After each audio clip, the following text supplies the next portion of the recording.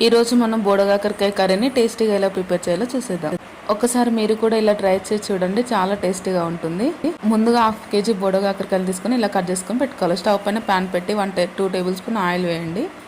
Oil కొంచెం heat అయ్యాక జీరా అండ్ ఆవాలు వేసి ఆనియన్స్ యాడ్ చేయండి. ఈ ఆనియన్స్ యాడ్ చేశాక కర్రీ లీవ్స్ యాడ్ చేయండి. ఇవి కొంచెం ఒక 5 minutes ఫ్రై అయ్యాక ginger garlic paste and turmeric powder వేయండి. ఇలా ఒక 2 minutes ఫ్రై చేసి ఇప్పుడు మనం ముందుగా కట్ చేసి పెట్టుకున్న బోడకాకరకాయ ముక్కల్ని ఇందులోకి యాడ్ చేయండి. ఇలా యాడ్ చేశాక ఒక 10 minutes బాగా మగ్గాలండి ఇవి ఆయిల్లో, అప్పుడు మనకు కర్రీ టేస్ట్ బాగుంటుంది.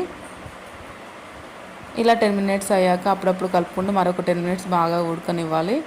ఇప్పుడు ఇలా 20 minutes ఉడికాక ఇందులోకి మీ టేస్ట్ తగినంత red chilli powder and salt 1 table spoon ధనియాల పొడి వేసి బాగా కలిపి మూత పెట్టి ఒక 10 నిమిషాలు బాగా మగ్గనివ్వాలి. అప్పుడు మనకి కర్రీ అనేది చాలా టేస్టీగా ఉంటుంది. Please subscribe.